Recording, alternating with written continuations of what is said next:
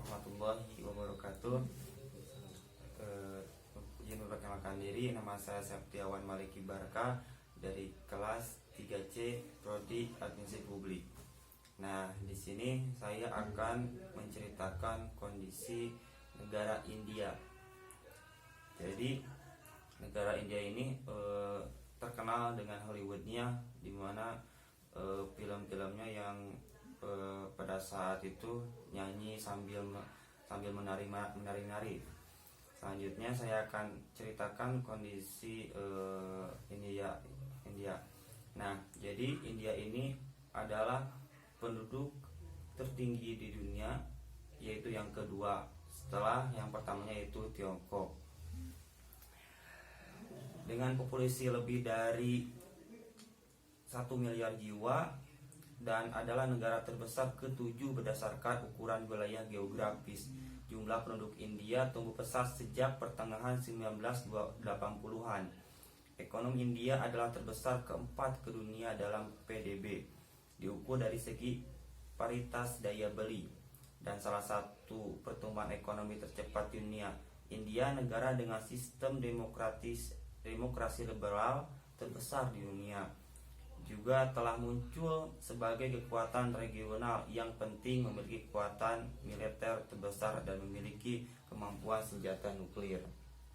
Nah, India sendiri terletak di bagian utara dan timur laut dibentuk oleh banjaran Himalaya. Wilayah lainnya terdiri dari hamparan Indo-Gangetik yang subur. Di sebelah barat yang di perbatasan Pakistan Tenggara terdapat Gunung Tors.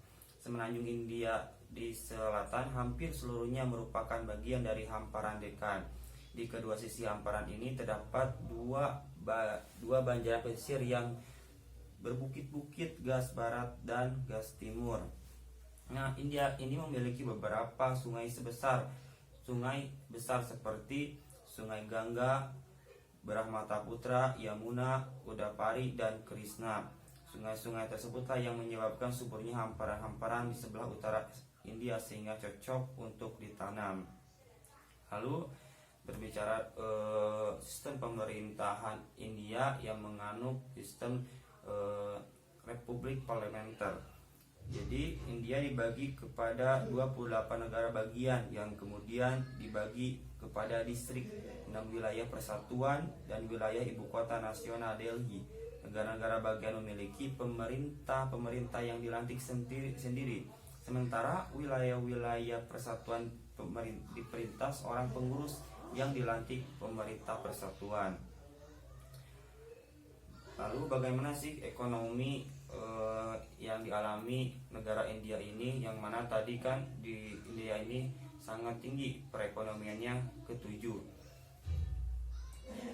Nah, India memiliki ekonomi yang berada dalam urutan ke-10 dalam konversi mata uang dan keempat terbesar dalam PPP. Dia memiliki rekor ekonomi dengan pertumbuhan tercepat sekitar 8% pada tahun 2003. Dikarenakan populasi yang besar, namun pendapatan per kapita India berdasarkan PPP pendapatan hanya 2,262 US dollar, berada di kotaan 125 oleh Bank Dunia. Dia memiliki rekor ekonomi dengan pertumbuhan tercepat sekitar 8% pada 2003. Lalu ekonomi India ini dulunya banyak tergantung dari pertanian, namun sekarang ini hanya menyumbang kurang dari 25% dari PDB. Industri penting lainnya termasuk pertambangan, fosilium, pengasahan berlian, film, tekstil, teknologi informasi, dan kerajinan tangan. Nah, segitu yang bisa disampaikan tentang bagaimana kondisi negara India ini. Apakah ada yang ditanyakan?